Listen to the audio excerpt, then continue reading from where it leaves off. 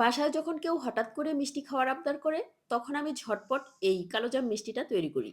এই মিষ্টিটা তৈরি করতে সময় লাগে মাত্র ১০ মিনিট। আসসালামু আলাইকুম ভিউয়ার্স, আশা করি সবাই ভালো আছেন। আজকে আমি এই কালোজামটা গুঁড়া দুধ দিয়ে তৈরি করেছি। এখানে আমি ১ কাপ গুঁড়া দুধের সাথে ২ চামচ ময়দা, ১ চামচ সুজি আর হাফ চামচের থেকেও একটু কম বেকিং পাউডার ব্যবহার করেছি। এখানে অবশ্যই বেকিং পাউডারটাই ব্যবহার করতে হবে, বেকিং সোডা ব্যবহার করা যাবে না। ভালোভাবে মিশিয়ে এখানে দিয়ে দিচ্ছি ১.৫ টেবিল চামচ পরিমাণ ঘি। এখন এই গুঁড়া দুধের মিশ্রণের সাথে ঘিটাকে হাত দিয়ে ডলে ডলে খুব ভালোভাবে মিক্স করতে হবে। ঘিটা ভালোভাবে মেশানো হয়ে গেলে দোকানের মতো পারফেক্ট কালো জামের কালার আনার জন্য এখানে আমি অল্প একটু ফুড কালার ব্যবহার করেছি। আপনারা চাইলে নাও দিতে পারেন। এই ফুড কালারের জন্য স্বাদে কোনো তারতম্য হবে না। এখন এখানে অল্প অল্প লিকুইড দুধ দিয়ে একটা স্টিকি ডো তৈরি করে নিব। আপনারা অবশ্যই এই ডোটা দেখে বুঝতে পারছেন যে কতটুকু স্টিকি হবে। এর থেকে বেশি শক্ত করলে কিন্তু মিষ্টিটা পারফেক্ট হবে না। এখন আমি ডোটাকে ঢেকে রেখে হাতটা ক্লিন করে আসবো। এই ডোটাকে খুব বেশি সময় রেস্টে রাখার প্রয়োজন হবে না।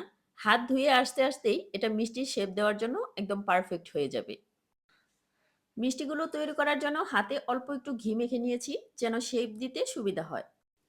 এখন আমি এটাকে কালোজামের শেপ দিয়ে নিচ্ছি। এই মিষ্টিগুলোকে অবশ্যই একটু ছোট করেই তৈরি করতে হবে। কারণ মিষ্টিটা ভেজে শিরায় দেওয়ার পর কিন্তু অনেকটা ফুলে যাবে। এইভাবে আমি সবগুলো মিষ্টি তৈরি করে নিচ্ছি। এই মিষ্টিটা এত অল্প সময়ে তৈরি করা যায় আর খেতে এত বেশি মজা হয় যে বাসায় একদিন তৈরি না করলে বুঝতেই পারবেন না। এই তো আমার সবগুলো মিষ্টি তৈরি করা হয়ে গেছে। এখন আমরা এগুলোকে ভাজতে চলে যাব। মিষ্টিগুলোকে ভাজার জন্য ফ্রাই প্যানে পরিমাণ মতো তেল গরম করে নিচ্ছি। তেলটা সামান্য গরম হয়ে গেলেই আমরা এখন এই মিষ্টিগুলোকে এখানে দিয়ে দিব। তেলটাকে খুব বেশি গরম করে মিষ্টি দেওয়া যাবে না, তাহলে কিন্তু মিষ্টিটা উপর থেকে হয়ে যাবে কিন্তু ভিতরে কাঁচা থেকে যাবে। এখন অল্প আঁচে উল্টে পাল্টে মিষ্টিগুলোকে খুব ভালোভাবে ভেজে নিতে হবে। মিষ্টিগুলোকে ভাজতে ভাজতে যখন কফি কালারের মতো একটা কালার চলে আসবে, তখন আমরা মিষ্টিগুলোকে উঠিয়ে নিব। কারণ এই মিষ্টিগুলো নামানোর পরেও কিন্তু এর কালার কিছুটা গাঢ় হবে। এখন মিষ্টিগুলোকে নামিয়ে পুরোপুরিভাবে ঠান্ডা করে নিতে হবে। এখন চুলাতে একটা প্যান বসিয়ে দিয়ে দিচ্ছি ১ কাপ চিনি, ২ কাপ পানি। সাথে দিয়ে দিচ্ছি ২ টা ছোট এলাচ। এখন ঢাকনা দিয়ে ঢেকে কিছুক্ষণ জাল করে নিচ্ছি।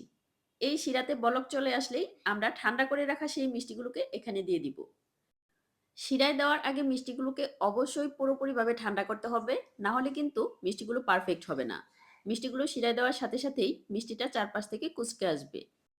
এখন ঢাকনা দিয়ে ঢেকে এই মিষ্টিটাকে ১০ মিনিটের মতো জাল করব। ১০ মিনিট পর চুলাটা বন্ধ করে মিষ্টিগুলোকে ঢেকে এটাকে রেস্টে রাখতে হবে ৩ থেকে ৪ ঘন্টার মতো। যদিও আমি ৩-৪ ঘন্টা রেস্টে রাখতে পারিনি, ১ ঘন্টা পরই আপনাদের দেখাচ্ছি। আমার মিষ্টিগুলো কিন্তু পারফেক্ট ভাবে রসটা টেনে নিয়েছে।